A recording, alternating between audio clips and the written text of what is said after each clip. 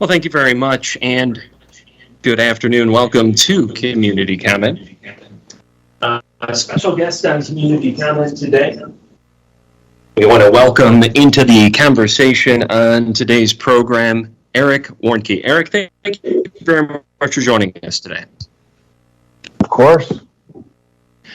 So we had an opportunity to sit down with some friends of yours here about a month ago. Your mother, Michelle Lesher, was with us along with Paul Osterholm, an interesting gentleman that some of us around the station have known for a couple years. He's got a heck of an interesting story to tell. In fact, Paul is going to be joining us again here next Thursday to kind of get an update about an event that we're talking about.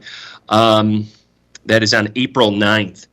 It is called Be a Donor. It is at the Thelma Sadoff Arts Center in Fond du Lac at 51 Sheboygan Street that Saturday, 10 a.m. to noon.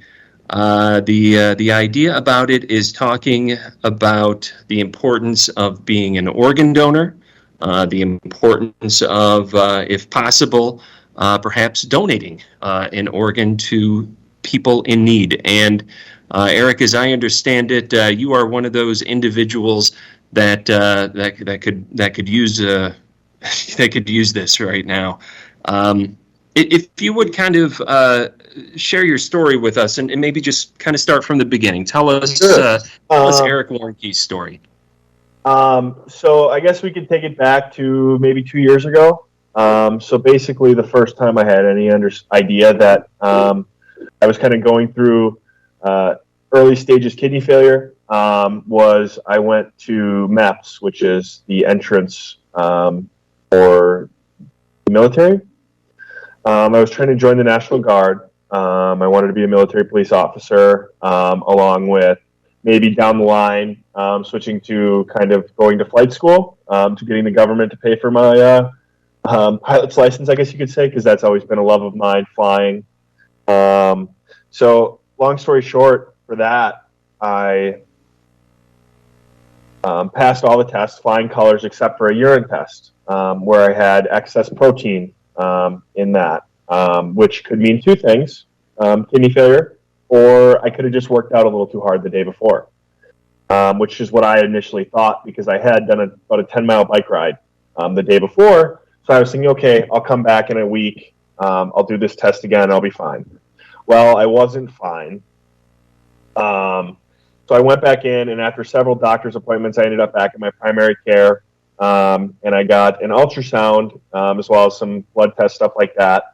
And at that time, my ultrasound was clean. So that's about 2019, late 2019, maybe early 2020. I'm kind of a little fuzzy on the exact time frame because I didn't think much of it, so I didn't think to remember it, because I was cleared, and I was told that I should be able to join, because my doctor was a former medical officer in the Guard. So he's like, okay, everything looks good. You should be able to join, because my ultrasound came back clean. My blood work was a little iffy, but there was nothing on there too significant, I guess. Again, I'm not a medical professional, so I can't interpret that very well. But so then if we fast forward to about Thanksgiving of last year, and even before then, I was experiencing chronic migraines, which I thought were just the old sports injury in my neck. I went to the chiropractor, did all that. But then about a couple weeks before Thanksgiving, I got really sick. I was throwing up randomly in the morning. I would be driving to work. All of a sudden, I had to pull over, throw up, and then I'd be fine. It was just out of the blue. It wasn't like I wasn't nauseous all morning. It was just all of a sudden, I have to pull over. I had some severe respiratory issues, very tough time breathing. I would lay down, I would feel a shift. I would feel fluid in my lungs, and I'd feel like I would just lose a breath entirely. So I was really struggling. I initially thought I had strep throat, so I went to the doctor, or the nurse at my college, Marion, and was cleared. So I was like, okay, I just have a little bit of a respiratory infection. So I went to the doctor, got a chest x-ray, got more blood work done. And this is the Monday before Thanksgiving. So of course I don't hear anything until after Thanksgiving. But when I really knew that it was bad news coming, was when I got a phone call at about 6 or 7 o'clock from my primary care, from his personal cell phone, which I'm sure most people know you don't generally get phone calls from your doctor's personal cell phone. So I immediately knew, okay, I'm not going to like what he has to say. So I got a phone call and he basically told me, you're in the earlier, not early, because I wasn't end stage yet. I was still in like stage 5 of chronic kidney disease. So he called me and said, you have signs of kidney failure and heart failure. Luckily, my heart is healthy. It was just increased stress from my blood being super thick from my kidneys not working. But everything moved really fast. So that next day, I went to the doctor, the ER in Fond du Lac after I got done with work at about 1, and I was admitted. I ended up being admitted because my blood pressure was 211 over like 140 something. So extraordinarily high, stage 3 hypertension, which is pretty much the worst it can get.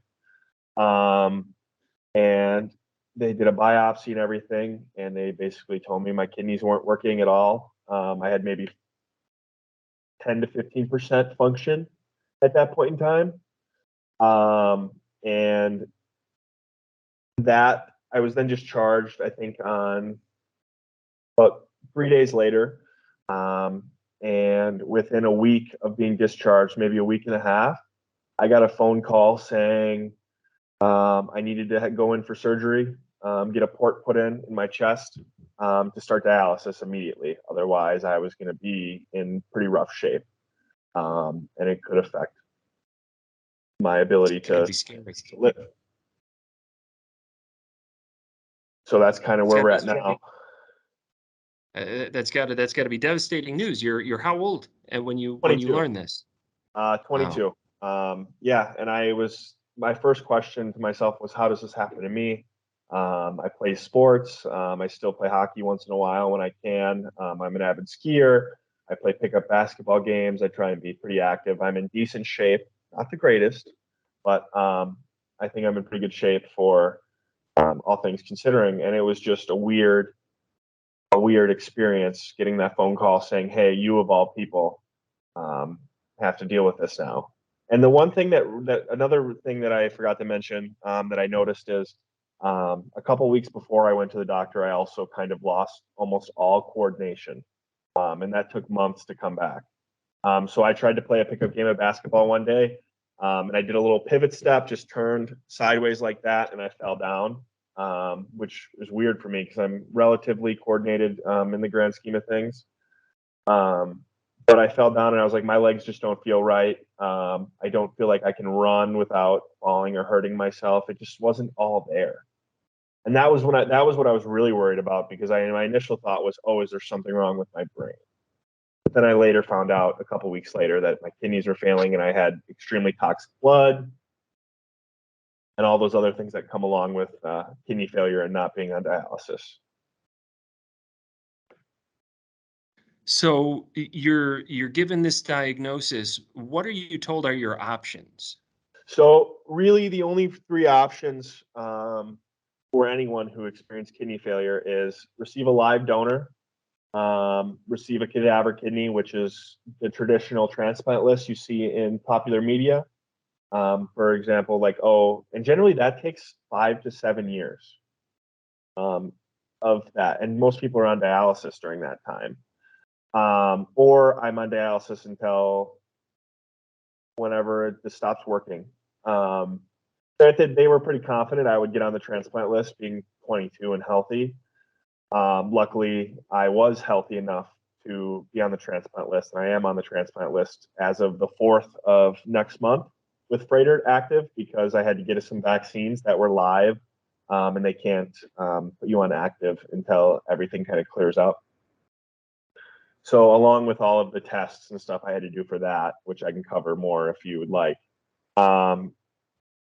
it was basically, hey, you either get a new kidney or you spend the rest of your life hooked up to a chair. And the longevity of dialysis is at most 15, 20 years. and then that would be the end of it. What is kidney dialysis for those who are not familiar? So basically, the dialysis machine. There's three modalities. The one I am currently doing is in-center hemodialysis. So you go into the center. There's a couple of them. There's one in Beaver Dam. There's one in Waupun. There's one in Fond du Lac. I'm sure most people have probably driven past it and not really thought twice about it. I remember driving past it as a kid and thinking, "Oh, dialysis center. That's just for old people and people who don't take care of themselves." Little did I know when I was that age that I would be one of the people going there regularly. So the primary one is the in-center, which I'm doing now. So it's 3 days a week, about 4 hours a day. So we're looking at 12 to 13 hours of my time where I'm hooked up to a machine. And basically the machine is a big machine, about 5 feet tall, and it's an artificial kidney. For those 3 hours, it filters your blood out. It pulls excess fluid off to prevent kind of those symptoms that I had before with the respiratory issues, which was fluid in my lungs. So it, like I said, pulls fluid and cleans your blood for those 3 hours. And I'm lucky. I'm only there for 3 hours and 45 minutes on the machine. There are people who are stuck to that machine for 5 hours. The second option, which I'm transitioning to, is at-home peritoneal dialysis. I recently got a surgery on Tuesday to put a catheter in my stomach, which allows for the transfer of fluids, which I will be able to do while I'm sleeping, or I can do manual transfers 3 times a day with big bags of fluid. And basically, the way that works is you drain it into your peritoneal cavity through that catheter. Wait about 8 hours, drain it out, and it has a concentrated solution in there that pulls some of that fluid and toxins out that way. The other option is another at-home variant, but you're using a fistula, which is when they take and connect a vein and an artery together, to my understanding. That might be a little low-level explanation. I'm sure there's more to it. But then you're using needles, and you have to stick yourself in the arm. And that takes about 4 hours a day, and you have to do that one about 4 to 5 days a week, I believe. But you can do it at home whenever you want, and you're not set to a schedule like you would be in center.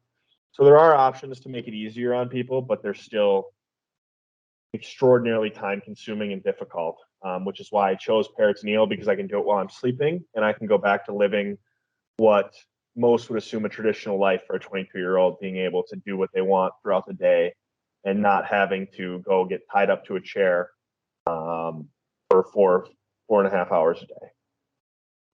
You're looking good. Thank you.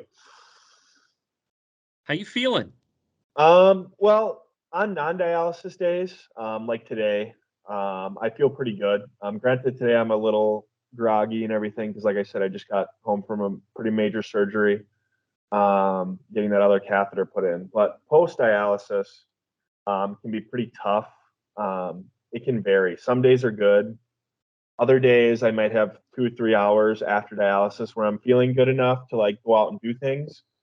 But then it hits me and I am asleep at 7 o'clock, which is not something a 22-year-old college student, we're supposed to be up till 2 in the morning doing homework, hanging out with our friends. Not me. I'm going to bed at 7, 8, 9, exhausted. And just, it's hard to do a lot. Sometimes it's even worse when, as soon as I'm done with dialysis, I'm out of commission for the day. One quick plug, though, I would like to thank all my professors and everything at school. They've been amazing because they've been just so nice about understanding that I'm going through this this hard time, and they've allowed me extensions. They've allowed me other things to do at a later date to make up for work. My last semester, I had to take a 12-week extension. So I was technically doing 31 credits at the beginning of this semester because I had not finished last semester's work yet. And they were all understanding. They gave me, they were respondent. So like I said, it was 31 credits. It was completing last semester's work on top of the beginning of this semester's work. I was working 15 hours a week because I am still working. Because I'm not the type of person to sit at home and do nothing. I think it would drive me crazy, honestly. And I was doing dialysis 12 to 13 hours a week on top of that. So just dialysis and 15 hours of work was basically 30 hours a week, almost a full-time job.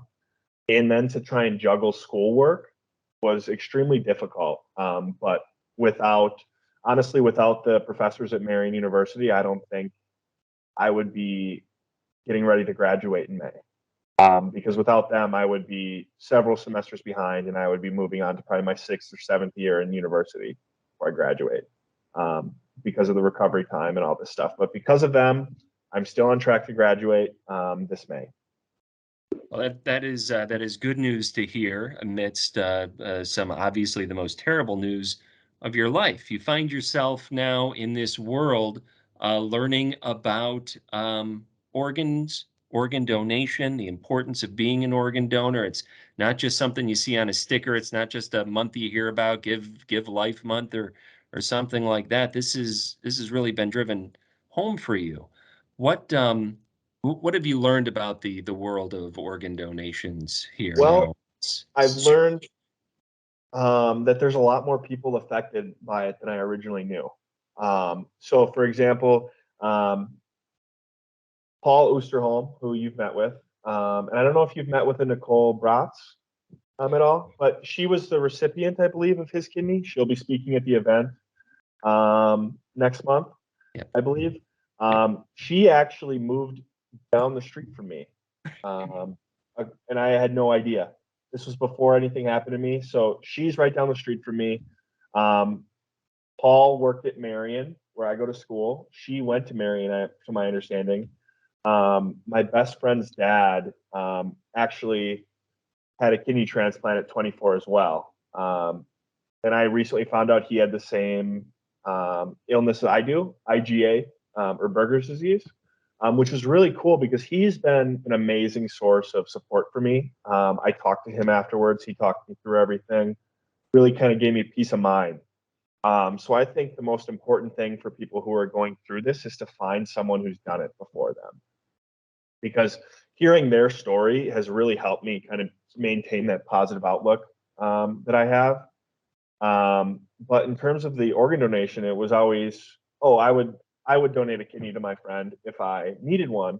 I never once thought I would be the one needing it, ever, which was really kind of a shock to think, going from, oh, if you ever need, hey, like going to my friends, like, if you ever need a kidney, I'll give you one, to being me, the one needing it. It's just been a shock, because no one ever thinks it's going to happen to them, no matter what it is. It's always, oh, it might happen to someone else, but it'll never be me. And kind of having to change that mindset was pretty difficult, but it's been a pretty good experience because it's led to kind of my eyes opening to the world of everything that goes on within people who get sick and need help. I kind of understand the struggles other people go with a lot better now that I'm also struggling with it. And it's kind of opened my eyes to want to help people more in this particular genre of illnesses, whether it be doing any type of donation. I've always kind of been a proponent for organ donation, at least like a little orange sticker on the driver's license, but now so even more of the live donation. Like, even if someone is thinking of donating, they don't know someone, I'm a strong supporter of that, even if it's not going to me. Because as someone who's gone through being on dialysis and all that, I wouldn't wish that upon anyone. And if anyone's willing to donate, I strongly support that, even if it doesn't go to me. My thought process is, if I can get someone a kidney, I've done my job, even if it doesn't go directly to me at first. And you've been fortunate to have this wonderful support system around you. Right. You touched upon Paul and Nicole and their amazing story, and your mom and friends and people who have actually been through this before you. And you know, you like me, it sounds like somebody that, you know, yeah, when you get your driver's license and they ask you if you want to be an organ donor, you say sure. It's probably got to surprise you that there are people out there that would say no to that. Correct.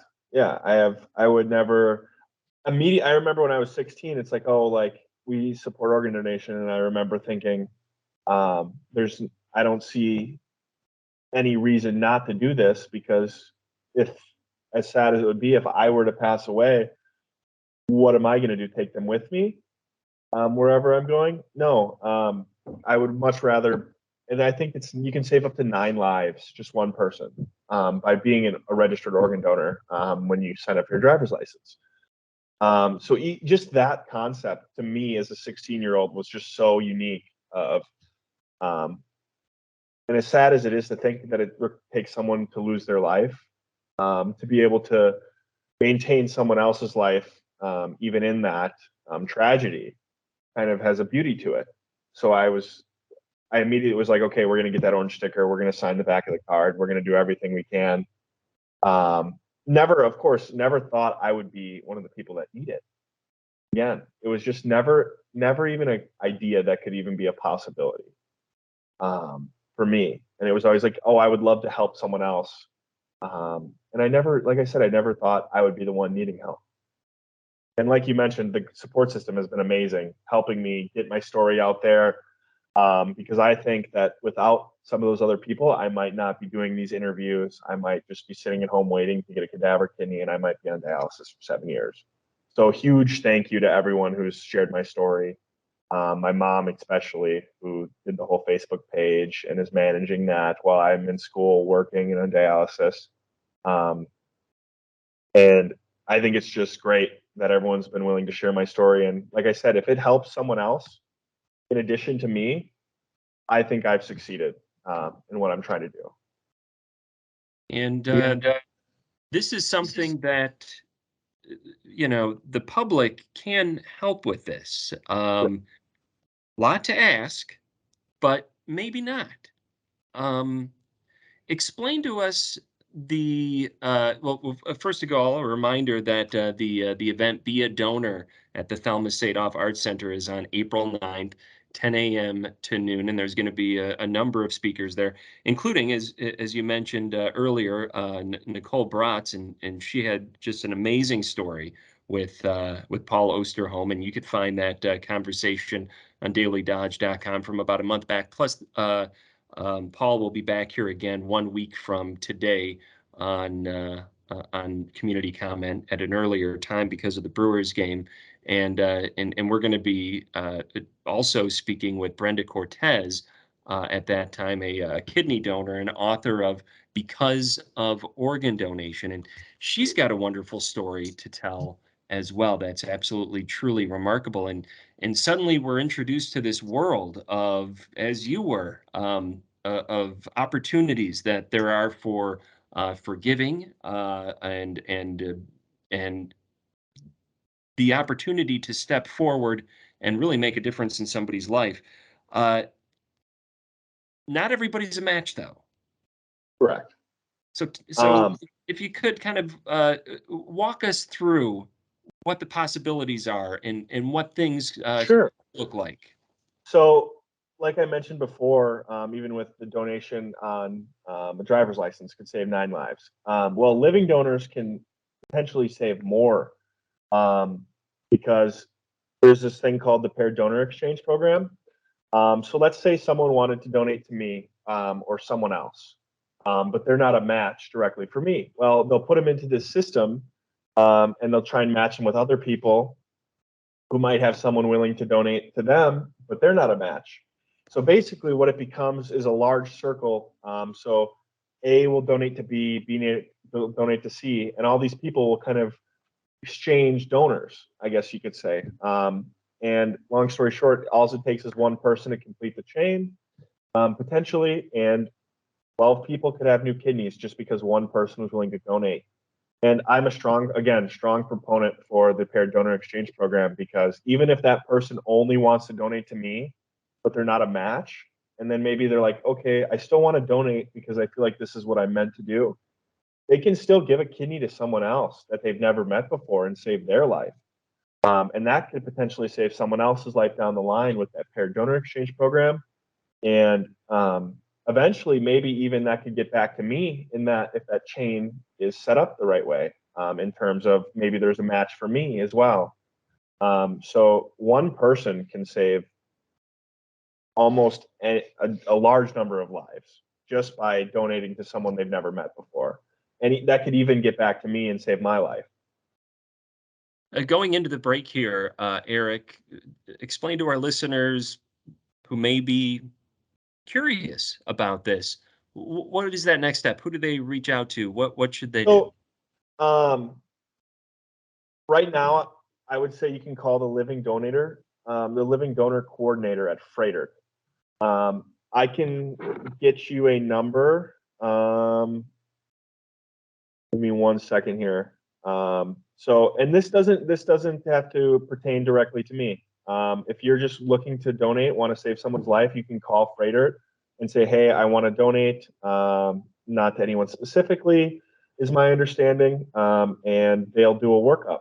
And there's no cost at all for anyone willing to donate. They take amazing care of you. They do all the health workup. It's all covered by insurance and everything like that. And there's no cost or anything that falls upon the donor. So the phone number for Freighter's live donor program is 414-805-0310. 414-805-0310. And you can call them and basically say, "Hey, I want to donate to Eric," or, "Hey, I want to donate a kidney to someone. I want to save someone's life," even if it's not me. And they'll do a workup for you. It might take a couple months. They do a pretty in-depth physical, mental health check, blood work, make sure it's a match, make sure you're going to be okay if you donate a kidney, because they don't want anyone who could potentially suffer from kidney failure in the future to donate one. So they're protecting the kidney donor as much as the kidney recipient, which is pretty impressive to me, because long story short is you basically get a free medical checkup for this. And they go through your entire history. They make sure you're mentally competent, all that stuff, to make sure you're going to be able to survive post-donation. We're speaking with Eric Warnke. He is raising awareness for organ donation. For himself, that would be absolutely wonderful. For perhaps a loved one, somebody out there, maybe it's somebody you've never met before. All of those possibilities, and many people have done it before. You'll hear from many of those people, including Molly and Lichtfuss, a double lung recipient, Paul Osterholm, kidney donor to Nicole Bratz. Nicole Bratz also speaking at this event. Be a donor. It's on April 9th, 10 a.m. until noon at the Thelma Sadoff Arts Center on Sheboygan Street in Fond du Lac, Wisconsin. So that's not this Saturday, but it is a week from Saturday. And WBEVDailyDodge.com will be streaming that event live. April is National Donate Life Month, and if not for this, so many other reasons, including the need that we see from Eric Warnke, our guest here on today's Community Comment program. We'll take a break. I've got a few more questions that I want to ask Eric on the other side when we return here on Community Comment. And our guest is Eric Warnke, Waupun native, who is going to be part of a big event that's coming up on April 9th. It's called Be a Donor. It's at the Thelma Sadoff Arts Center in Fond du Lac. It's free and open to the public. It is going to be streaming on Daily Dodge TV and archived there as well. There's a number of speakers that are going to be part of that panel, including kidney donor Miranda Abbott's, kidney recipient Nicole Bratz, who was our guest here on Community Comment just a few weeks back. Brenda Cortez will be speaking. She's a kidney donor and an author of the book Because of Organ Donation. Molly Ann Lichtfuss, a double lung recipient. Paul Osterholm, another guest of ours here recently on Community Comment. He was the kidney donor for Nicole Bratz. And Sheriff Dale Schmidt is going to be the MC on that particular evening. And then our guest here on today's program, Eric Warnke, will be We'll be discussing the process he's been going through, the situation as it is in seeking a kidney for himself. Um, it sounds like from Eric's story, if you're just joining us, if he could get people to sign up and just consider this, even if it's not for himself, if people could maybe reach out, get tested, maybe there's someone in their life, a loved one, but they're not a match for. What was the term you used earlier? It was the It's called the paired kidney donor or the paired donor exchange. I believe is what they call it. Basically, just a brief recap is you donate to someone else. Their donor that's not a match for them donates to someone else, and it continues in a path. And it can one donor could potentially complete that chain and get how many people a new kidney. It really could be any number. I think a lot of people use the number 12, but I'm sure it could be a lot more than that. So just all it takes is one person to donate someone they've never met before, and they can potentially save other lives that they've never even met before and impact entire families and communities just by a simple act of kindness of donating a kidney. so And now I know you it's the most simple things. It is a major surgery, but donating, like I mentioned, could completely change someone's life, a family's life, save a father, save a son, um, ensure that a child has a mother, you could say, because there's other people that I've met that are parents and they needed a kidney to survive as well.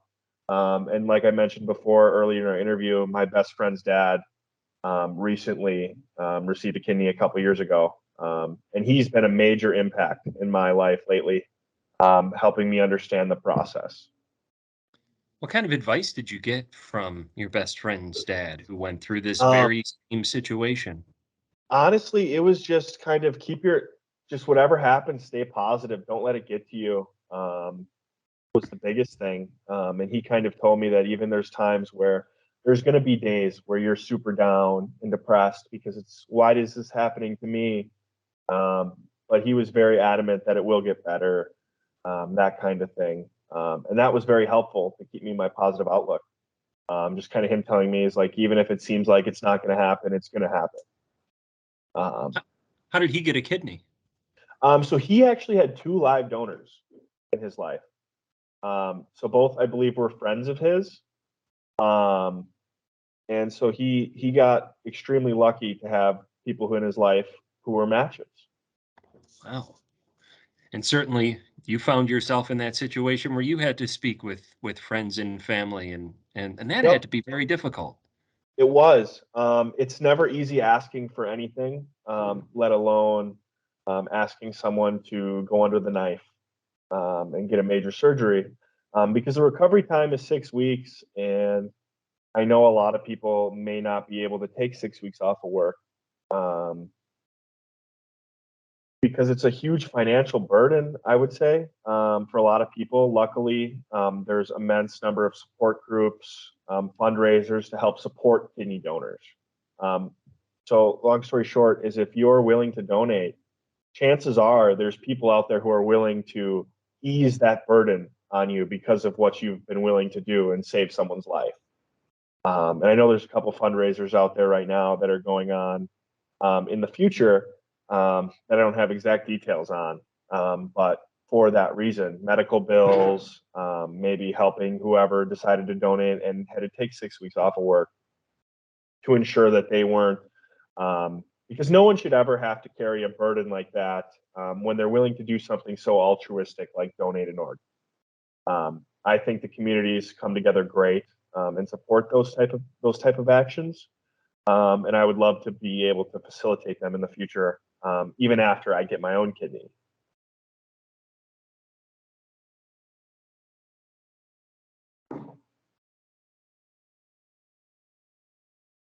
I can't. I can't. I think you're on mute, Craig.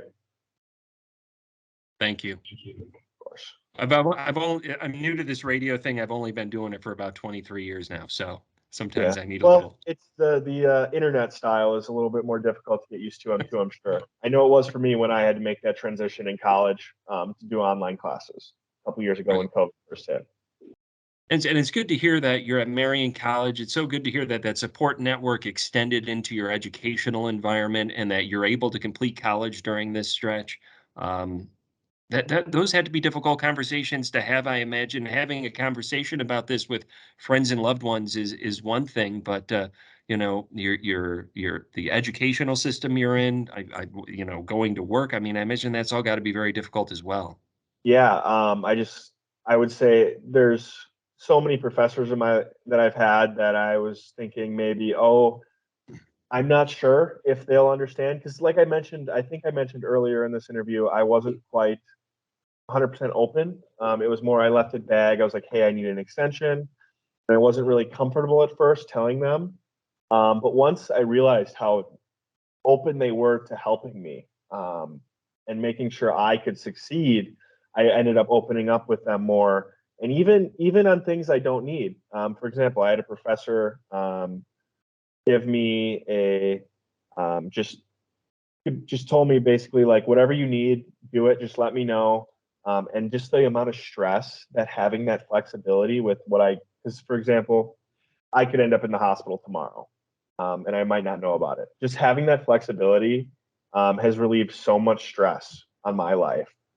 So like I want to say thank you again to all the professors I've had at Marion for being so open and flexible. And yeah, those conversations were difficult at the beginning because it's someone I may not be that comfortable with um, personally, and it's more of a professional uh, relationship being a college professor and a college student. So having those conversations were extremely difficult. But once I realized that they were as supportive as they were and sympathetic, it became more of a friendship relationship, I should say, of they're here to support me and making sure I succeed.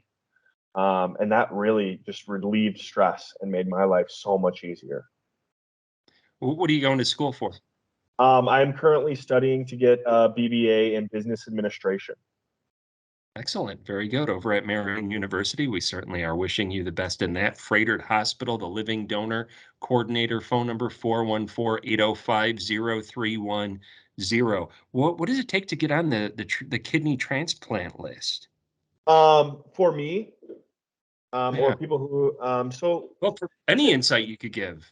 okay, it's a pretty extensive process. So initially, I was referred to the transplant list. So then I had to get a phone call, schedule a meeting.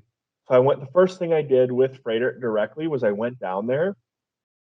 And it was like an 8-hour process, sitting in a room, meeting with the social worker, the finance, the live donor coordinator, the surgeon. I met the guy who will probably be doing my surgeon. I think it was a Dr. Zimmerman. Um, all these people just for 8 hours in a room was tough. And it was a long, intensive process. And then after that, I did some blood work, and it was about 15 vials of blood that they drew. So quite a lot more than you're usually getting for just a checkup or anything like that. And that was just to make sure that I was healthy, not even to do any tissue typing yet. Then they check in and make sure I'm not missing any dialysis treatments. I'm taking my medication. I'm not doing anything that would prevent me from having a survival chance of once I get a kidney.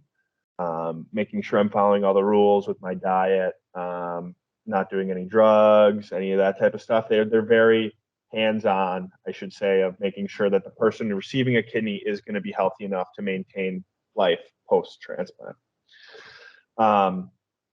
And it's driving down there. It takes a lot of time out of the day, which obviously I'm more than happy to do because it means I'm going to get a kidney. But it does affect my personal life, whether it be having to take off of work. That arguably has been the hardest part for me, is telling my boss, like, hey, I know I'm new here, but I need all these days off. They've been great. I work at JFA Hearn, and I want to give another shout out to them for being so flexible, and thankful that I do work there currently, and that my boss, Kyle, has been so flexible with my schedule to allow me to stay on top of everything I need to do. So what are your thoughts for people out there who have stepped up for other people in the past? Many of these individuals that are on the panel for the Be a Donor event on April 9th at the Thelma Sadoff Arts Center in Fond du Lac, which again will be streaming at dailydodge.com. What would you say to these people? What are you going to say to these Well, people? What are first, you going to I talk just about? first I'll probably thank them all, because there's plenty of people out there who have donated kidneys to people that they have never met before, which is a huge commitment. Like I mentioned, the financial implications of it. Obviously, no medical expenses will be put on to the donor, but it's about a 6-week recovery time, which is a lot for some people. So just the fact that they were willing to go above and beyond something that they didn't need to do and go out of their way to save someone's life is the best of the best, I think. Something someone can do. And like I mentioned, I'm an advocate. If you want to donate, it doesn't have to be to me. I advocate anyone to if you're willing to step up and do this, even if it doesn't go to me, still go through with the donation, because you could save someone else's life. You could save someone's mother, child, father, and it will impact a community. Because if you see what's going on at this event, all these people who may not have known each other are all coming together, and have saved other people's lives, like Paul. He donated to Nicole. So it's just a beautiful thing to see that there's people out there that are willing to step up for someone they've never met.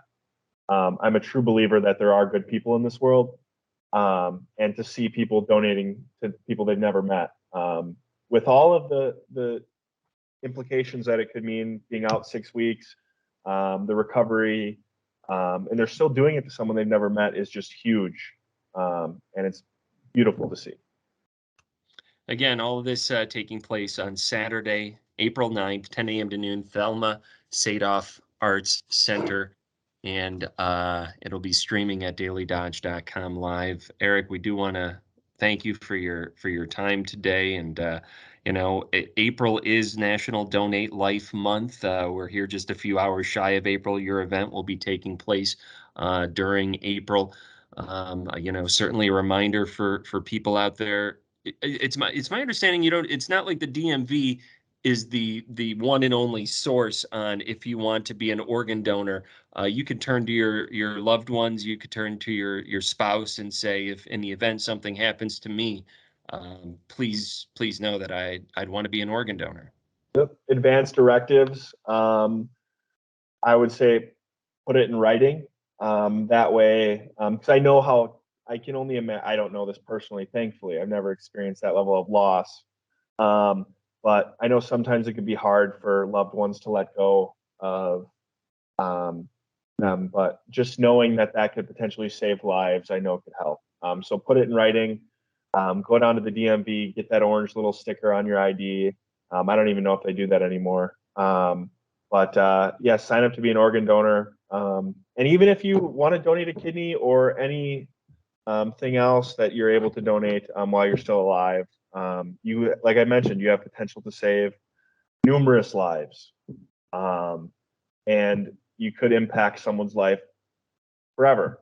I know people, the people who I know who have donated have been kind of drawn into the lives of the people they have donated to. So they've become kind of part of a family. And it's just so beautiful to see how everyone comes together to try and help others. And that there are people out there willing to donate to someone who they've never met. Well, I want to thank you very much for joining me on the program today. I wish you all the best going forward. This is certainly a story we'll be keeping an eye on, and I personally am looking forward to writing that story that Aaron Warnke successfully received a kidney transplant, and he is recovering at home in Waupun. I look forward to that. All right, thank you very much, Eric, and you have a Thank wonderful day. you as well. Once again, that is Eric Warnke. He is going to be the featured speaker at the Be a Donor event as part of Donate Life Month in April. Be a donor, April 9th, 10 a.m. to noon, Thelma Sadoff Arts Center. That's located at 51 Sheboygan Street in Fond du Lac. It's free and open to the public. Again, the speakers include kidney donor Miranda Abbott's, kidney recipient Nicole Bratz, Brenda Cortez. She'll be our guest next week on Community Comment. Her book is Because of Organ Donation. She's a kidney donor. Molly Ann Lichtfuss is a double lung recipient. Paul Osterholm also be joining us next week on a special Community Comment. Kidney donor to Nicole Bratz and Sheriff Dale Schmidt, Dodge County Sheriff Dale Schmidt, the MC of that event. Eric Warnke of Waupun, the final speaker on that day. And we do want to thank him again for joining us on the program. More Community Comment right around the corner.